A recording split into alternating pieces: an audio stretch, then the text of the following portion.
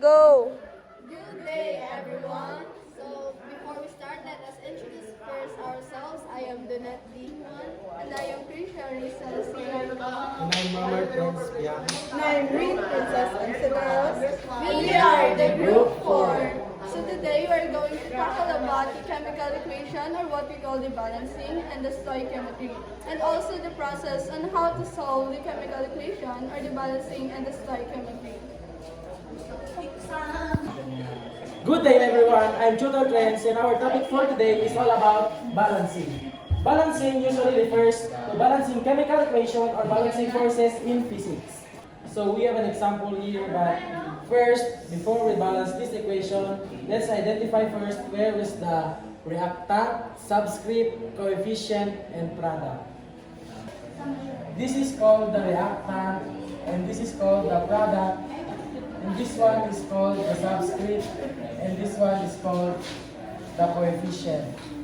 So, para mabalance natin ang equation na ito, maglalagay tayo ng 2 dito at i-multiply sa bawat symbol. So, i-multiply na natin ito. 2 times 1, meron na siyang nakalagay na given na 1 dito sa bawat symbol. 2 times 1 is 2. So, i-cancel out natin yung 1 dito at ilalagay natin yung 2. And dito naman is 2 times 1, meron din given na 1 dito. I-cancel out natin yung 1 at maglalagay tayo ng 2 dahil 2 times 1 ang answer is 2. So, sa nakikita nyo ang equation po natin ay balance na dahil yung number sa reactant side at sa product side ay magkapareho na. So, let's distribute. C stands for carbon is 2. By the way, this is subscript. H stands for hydrogen is 6. O stands for oxygen is 2. This is the reactant. And the product, C stands for carbon is 1. H is 2. And O is, since dalawa yung oxygen natin, is a-add lang natin.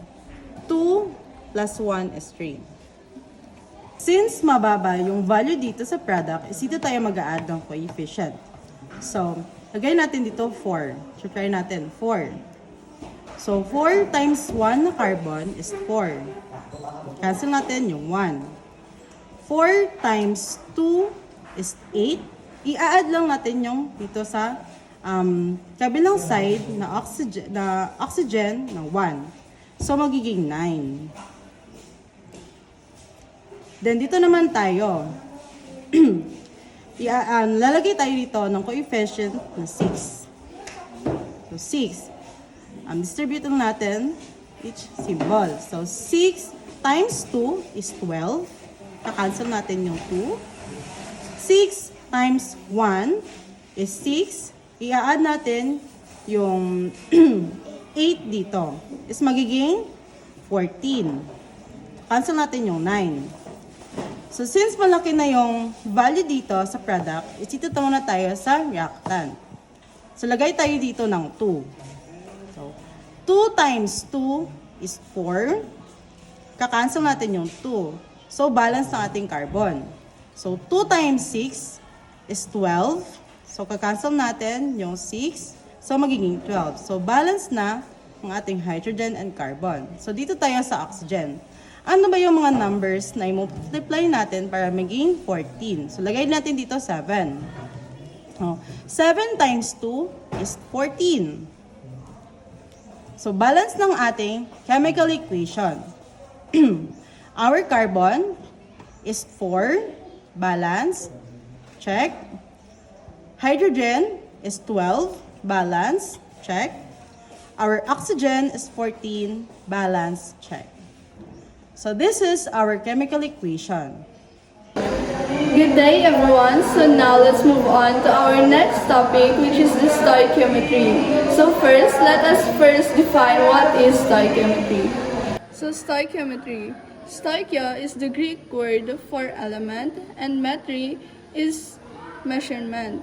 So stoichiometry is about measuring the amounts of elements and compounds involved in a reaction.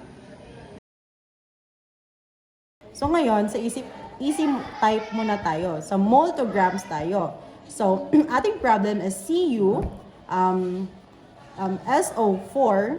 Then, ano ba yung mga process or formula pag-convert mole to grams?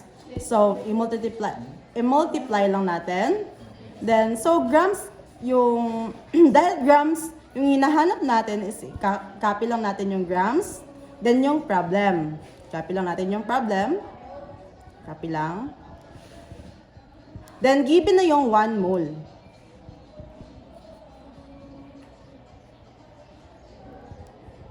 Yan. Then, every problem is meron na siyang 1 mole dito. 1 mole.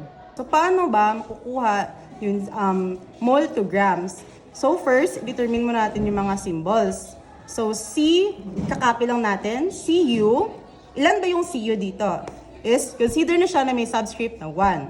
So, 1. Ang S, sulfur is 1.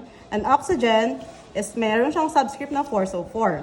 So, i-multiply natin siya sa kanyang atomic mass. So, ilan ba yung atomic mass ng Cu? So, hanapin natin dito sa periodic table. Dapat mag-solve kayo ng stoichiometry, dapat meron kayong periodic table. So, ilan ba yung atomic mass ng Cu? Our copper is 548. So, i-convert natin siya, magiging 64 siya. Kasi, pag lampas na siya sa 0.5. So, lagyan natin siya dito. 64. Then, hanapin naman natin yung sulfur.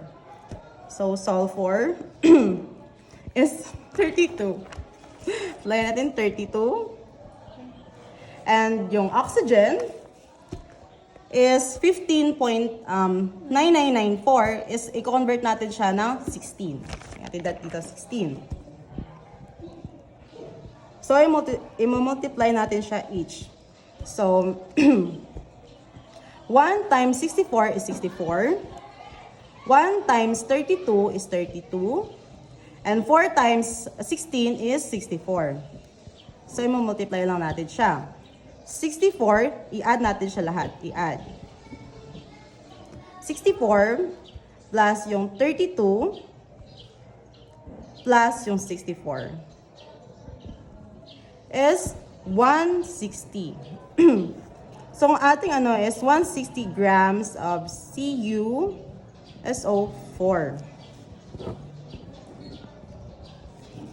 Ito yung tawag sila man?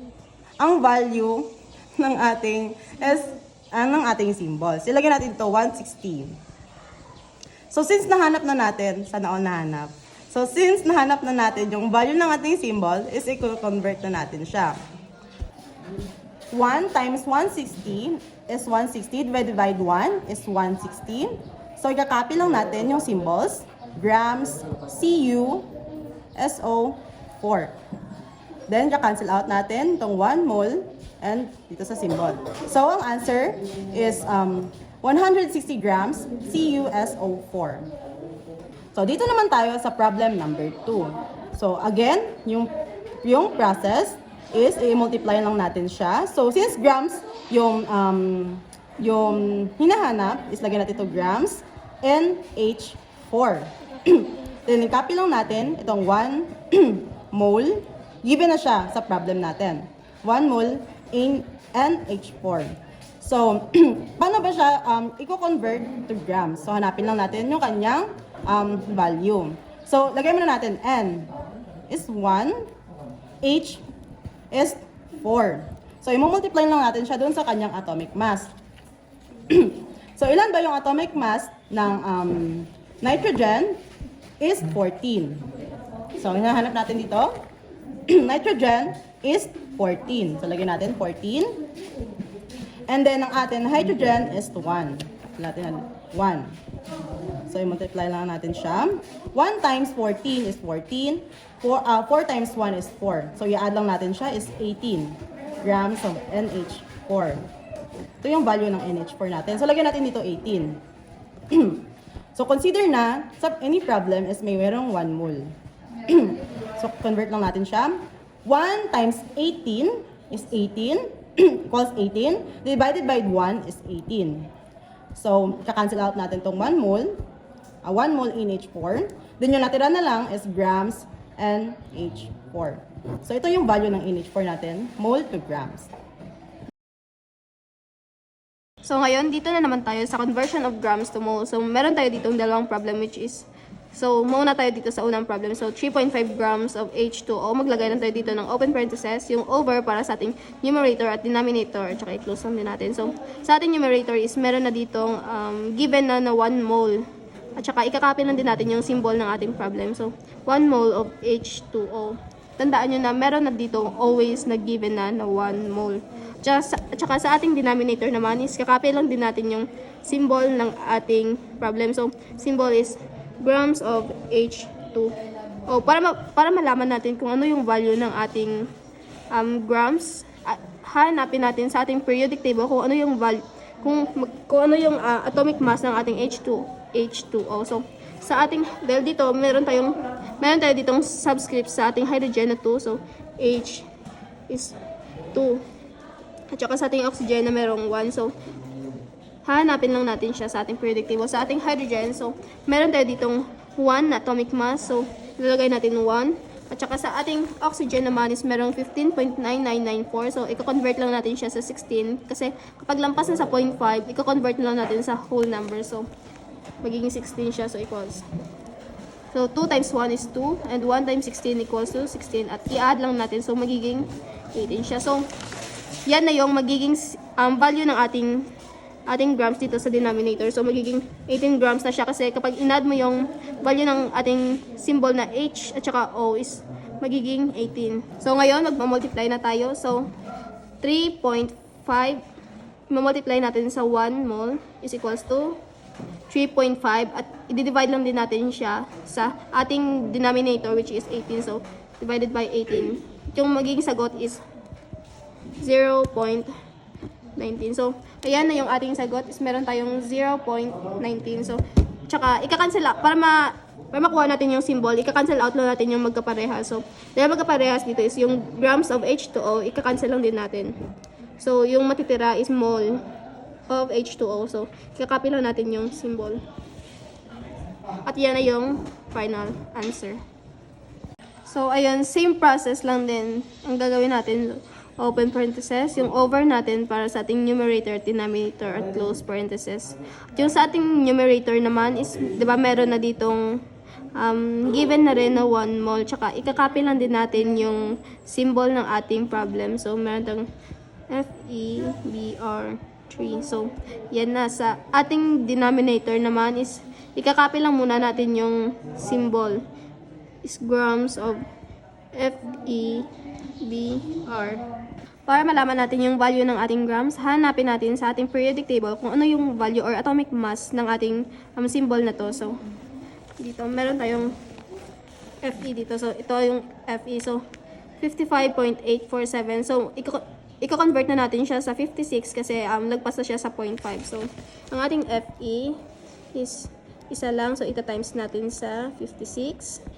Yung ating Br naman is 3. So, ang value ng ating BR dito is 79.9. So, magiging 80 na siya. So, 80. So, 1 times 56 is equals to 56. At yung ating BR is 3 times 80 is equals to 240. At saka i-add lang din natin. 56 plus 240 is equals to 296. So, ang magiging value ng ating grams dito is yung sagot kanina. So, 296. So, ayun, magmamultiply na tayo. 5 times 1 equals to 5 times 1 equals to 5. At saka, 5 times 1 equals to 5 at saka i-divide lang din natin sa ating denominator which is the 296. So, 5 divided by 296. Yung sagot is 0.16. So, kung makikita ninyo dito sa ating calculator, yung sagot dito is 0.016. So, ang sinagot na lang natin dito sa ating papel is 0.16 kasi kinuha natin yung 0. So, maging answer natin is 0.16 at saka ika-cancel out lang din natin yung magkaparehas ng symbol. So, itong denominator natin at yung ating problem. So, at saka ika-copy lang din natin yung ating symbol na natira. So, maging mole of FeBr3 siya. So, yan na yung sagot o yung finished product natin. So, we have another example here with question. So, our question here is, how many grams of H2O are produced if 2.2 mole of NH3 are combined with excess oxygen? So, before we start for our solution, let's write down the given unknown muna. So, ang ating given dito is 2.2 mole of NH3 kasi siya yung may given na or value. Sana all may value, ikaw may value ka ba? Charot. At yung ating unknown naman is, ang unknown is kung ano yung hinahanap. So, sana all hinahanap. So, ang ating hinahanap dito is yung grams of H2O or pwede ding GH2O lang for short. So, now let's move on with our solution. So, ilalagay muna natin dito yung ating given at saka imumultiply natin yan siya mamaya sa value ng H2O at sa value ng NH3. So, hahanapin muna natin kung ano yung value ng H2O. So, dito sa itaas, kung nakikita nyo, meron na ditong balanced chemical equation. So, kung tignan nyo muna kung balanced ba o hindi para ma-determine nyo kung may kailangan pa ba kayong i-change or wala na. So, dahil ito fix na ito, so hahanapin ko na lang yung value ng H2O. So, ito yung H2O. So, the value of H2O here is 6. So, ilalagay ko dito is 6. So, instead of grams, i-change natin siya sa mole. So, magiging 6 mole H2O na siya. So, para sa ating NH3 naman or sa ating denominator, hanapin din natin dito sa itaas kung ano yung value ng NH3. So, the value of NH3 here is the number 4. So, 4 mole NH3. So, now let's start to multiply the given and our numerator. So, 2.2 times 6 is equals to 13.2. At saka, ikakopy lang din natin yung kung ano yung nakalagay dito. So, mole NH3. At saka yung nandito sa ating numerator na symbol. Mole H2O. Tsaka i-over natin at tsaka i-copy lang din natin yung 4 mole of NH3.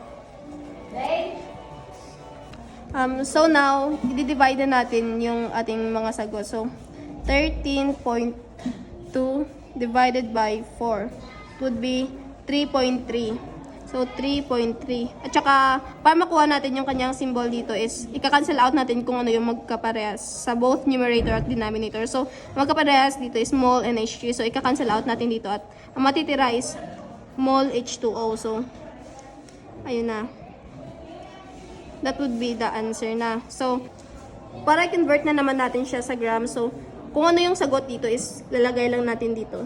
3.3 mole of H2O, open parenthesis, and ganito lang yung formula niya. So, dito natin ilalagay sa taas yung kung ano yung hinahanap or kung ano yung i-convert natin. Tsaka, at sa ibaba pala, meron na ditong given na 1 mole. At saka, kakopy lang din natin yung symbol. So, H2O. So, yung 1 mole na ito is given na siya sa process na talaga. So, para ma-identify natin yung value ng grams, hanapin natin sa ating periodic table kung ano yung value ng hydrogen kung ano yung value ng hydrogen at saka oxygen. So, I'm gonna show you here. So, sa ating hydrogen, meron tayo ditong 1. So, kung makikita ninyo para malalaman niyo kung anong value ng hydrogen is yan lang yung atomic mass ng ating symbol.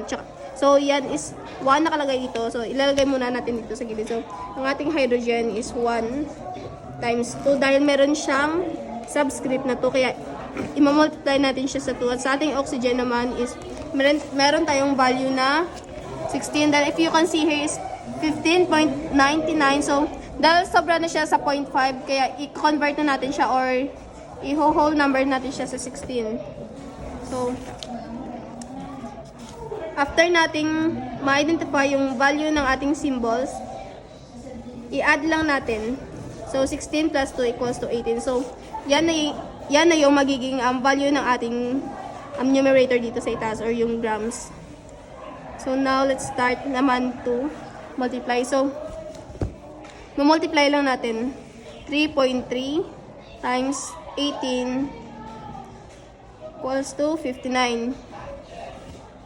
59.4 over 1 mole H2O GH2O. So, yan na. Tsaka ika-cancel out na lang natin dito yung mole dito sa ibaba or yung dito at tsaka dito kasi magkaparehas sila. So, hindi ko, nalagay ko siya dito kasi nakalimutan ko kaya. Ika-cancel out na lang natin. So, 59.4 divided by 1 would be 59.4 grams of H2O. So, yan na yung final answer after nating ma-divide at ma-multiply.